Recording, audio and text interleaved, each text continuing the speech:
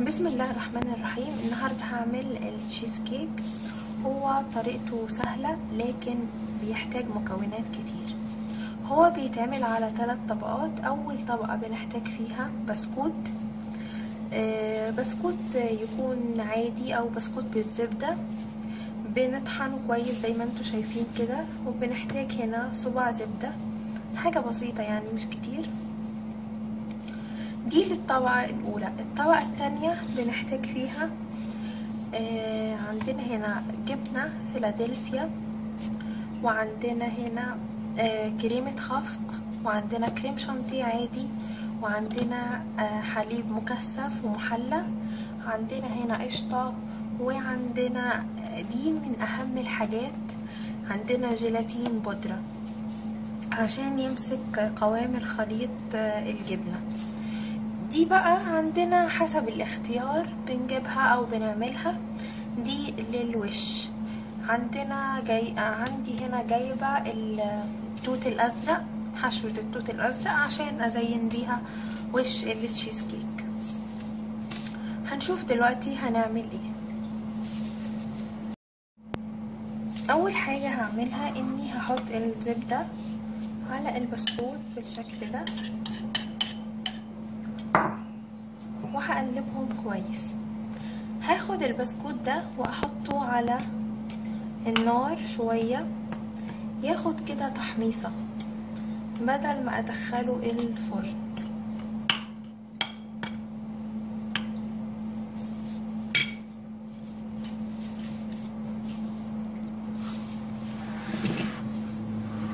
دلوقتي زي ما انتوا شايفين كده، بعد ما طلعناه من على النار حمصناه بالشكل ده. هنجيب دلوقتي صينية التشيز كيك، واحنا حاطين فيها ورق ألمونيوم عشان ما تلزقش فيها برضو، وهننزل فيها البسكوت بالشكل ده.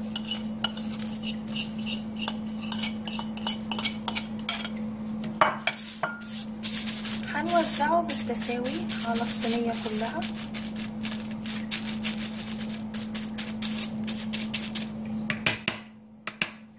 في الخطوة دي هنستعمل ايدينا.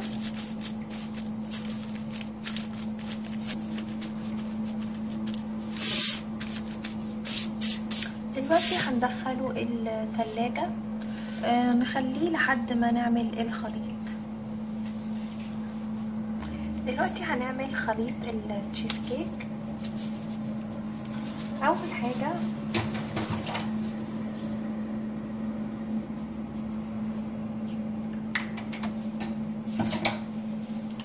بناخد كريمة الخفق،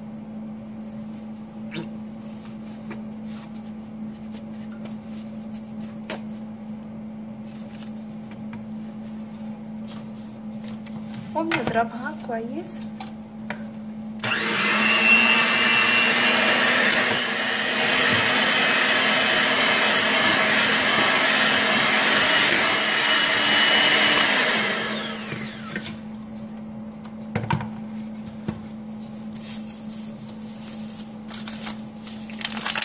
بننزل عليها الدريم ويل،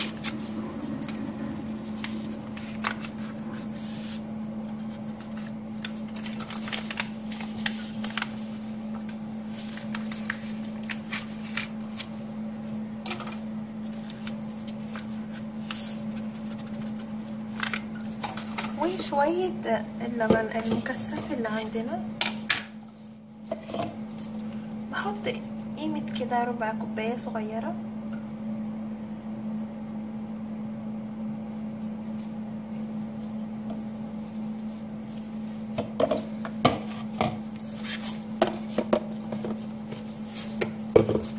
وبنضرب كويس.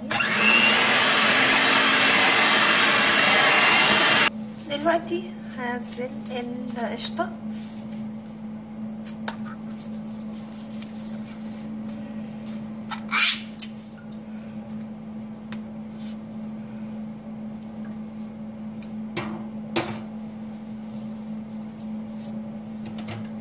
وهنزل الجبنة الفيلادلفيا.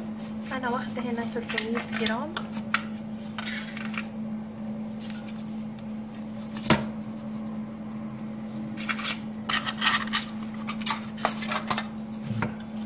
هستمر في خفق الخليط.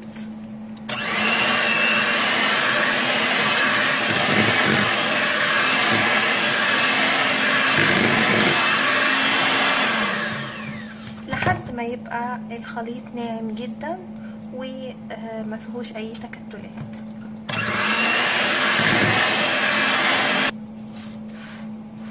عندي هنا ربع كوباية مية صغيرة، احط فيها ظرف الجيلاتين اللي عندي،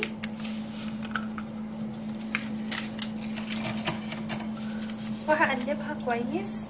لازم اقلبه كويس قوي بحيث انه ما يبقاش فيه اي تكتلات او اي كرات جيلاتينية.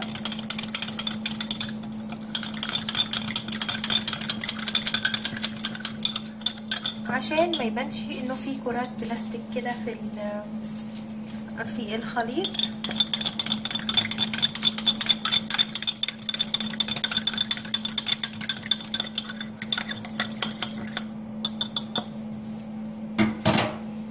كده تمام. وننزل الخليط بالشكل ده،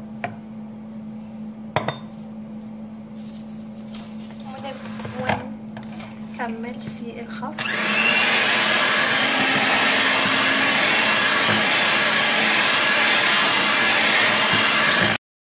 عندنا البسكوت هنا سقع وجمد، فهننزل الخليط عليه دلوقتي.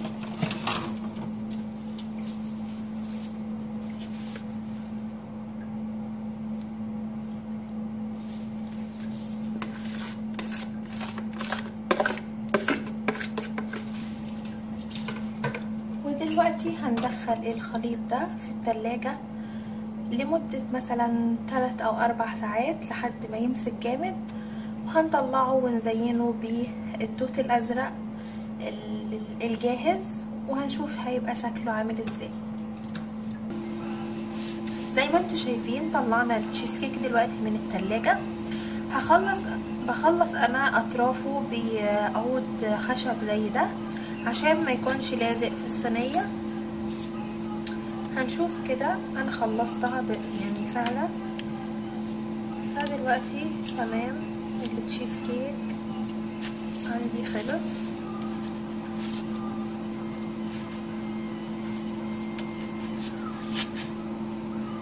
انا هشيل القالب ده على جنب. دلوقتي بعد ما تخلصنا من الاطراف كلها هنيجي هنا لصوص التوت. الصوص ده انا لقيته طعمه مش اللي هو اللي انا عاوزاه بالظبط، فحطيت عليه عصرة ليمون ومعلقة عسل عشان يديني الطعم الحلو. دلوقتي هنبدأ نوزعه على التشيز كيك.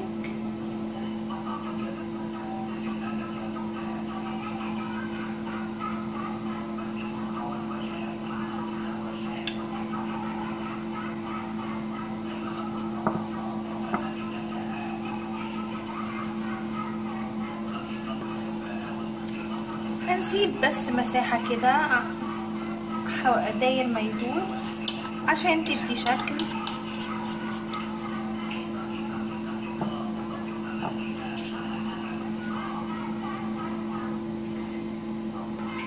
دلوقتي خلصنا التشيز كيك بتاعنا. ان شاء الله يا رب تكون الوصفة سهلة عليكم وعجبتكم. هي سهلة جدا ومش محتاجة حاجة، والمقادير بتاعت التشيز كيك هي ثابتة. مقادير اللي هي المكونات ثابتة، لكن المقادير متغيرة براحتك. انت تقدري تعملي اللي نفسك فيه. يعني انا عندي هنا طبقة البسكوت مرفعها جدا، انت تقدري تعمليها سميكة، تقدري تعمليها كيك مش بسكوت. فالواحد بيقدر يغير براحته. ان شاء الله يا رب يكون عجبكم، وبالهنا والشفا.